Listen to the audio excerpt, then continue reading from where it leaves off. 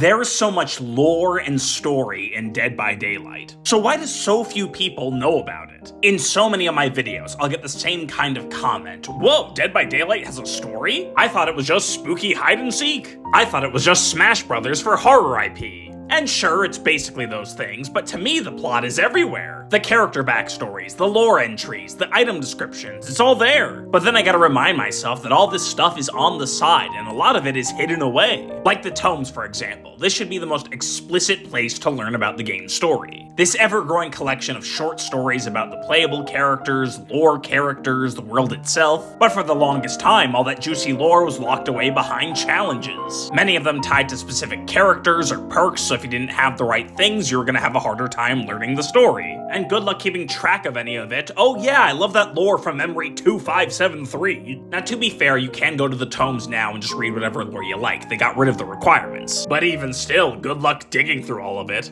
That's a big problem too with this game. The longer it's gone on, the more lore they've added, but the harder it is to read all of it. Like, compare a day one survivor like Dwight with a 2-sentence intro for their backstory. Gives you a very basic idea, and if you're interested, you can dive more into a tome later. To someone like the newest survivor, V.